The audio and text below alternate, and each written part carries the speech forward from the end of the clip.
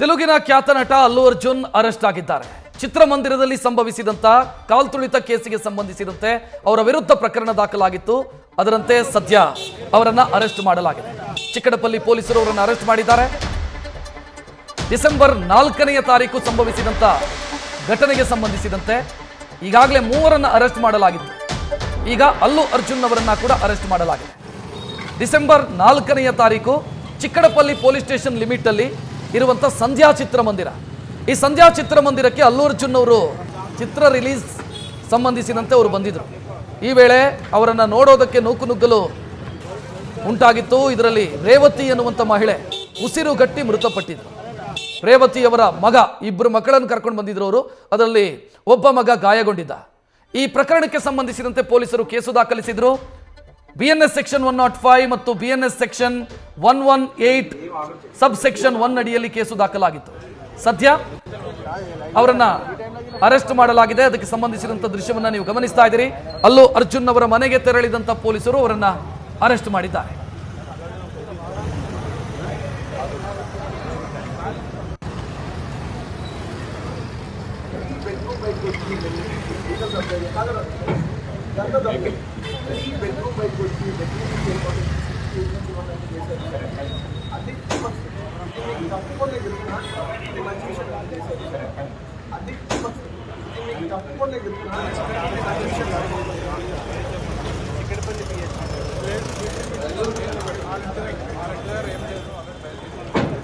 ದೃಶ್ಯ ಗಮನಿಸ್ತಾ ಇದ್ದೀರಿ. ಚಿಕ್ಕಡಪಲ್ಲಿ ಪೊಲೀಸ್ ಸ್ಟೇಷನ್ಗೆ ಅಲ್ಲು ಅರ್ಜುನ್ ಅವರನ್ನ ಕರ್ಕೊಂಡು ಬಂದಿದ್ದಾರೆ. ಅಲ್ಲಿ ಹೆಚ್ಚುವರಿ ಪೊಲೀಸರನ್ನ ಕೂಡ ನಿಯೋಜಿಸಿರುವಂತಹ ದೃಶ್ಯವನ್ನ ಗಮನಿಸ್ತಾ ಇದ್ದೀರಿ. ಇನ್ನು ಅರೆಸ್ಟ್ ಮಾಡೋ ಸಂದರ್ಭದಲ್ಲಿ ಅಲ್ಲು ಅರ್ಜುನ್ ಅವರು ಪೊಲೀಸರ ಕಾರ್ಯವೈಖರಿಯ ಬಗ್ಗೆಯೂ ಕೂಡ ಆಕ್ಷೇಪವನ್ನು ವ್ಯಕ್ತಪಡಿಸಿದ್ದಾರೆ. ಅಂದ್ರೆ ನನಗೆ ಬಟ್ಟೆ ಬದಲಾಯಿಸೋದಕ್ಕೆ ಅವಕಾಶವನ್ನು ಮಾಡಿಕೊಡಿ ಅಂತ ಪೊಲೀಸರಲ್ಲಿ ಕೇಳಿದ್ರೆ ಪೊಲೀಸರು ಅವಕಾಶವನ್ನು ಮಾಡಿಕೊಟ್ಟಿಲ್ಲ.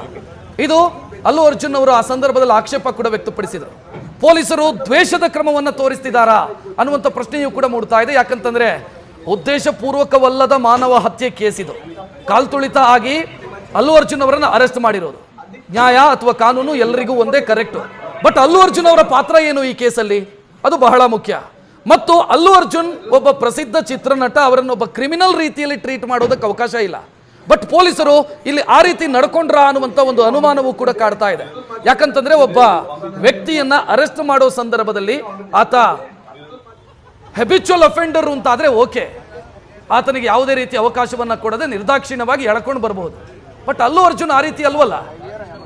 ಪೊಲೀಸರು ಅರೆಸ್ಟ್ ಮಾಡೋ ಸಂದರ್ಭದಲ್ಲೂ ಕೂಡ ಕನಿಷ್ಠ ಗೌರವವನ್ನ ಕೂಡ ತೋರಿಸಿಲ್ಲ.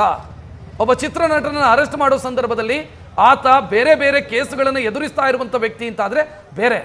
ಈ ಕೇಸು 304 ಇದು ಮರ್ಡರ್ ಕೇಸನ್ನ ಅಲ್ಲ, ಇದು ಉದ್ದೇಶಪೂರ್ವಕವಲ್ಲದ ಮಾನವ ಹತ್ಯೆ. ಆ ತಾಯಿಯನ್ನು ಮೃತಪಟ್ಟರು, ಅದಕ್ಕೆ ಅಲ್ಲು ಅರ್ಜುನ್ ಪರೋಕ್ಷವಾಗಿ ಕಾರಣ ಅಂತ ಪೊಲೀಸರು ಭಾವಿಸಿರೋದು.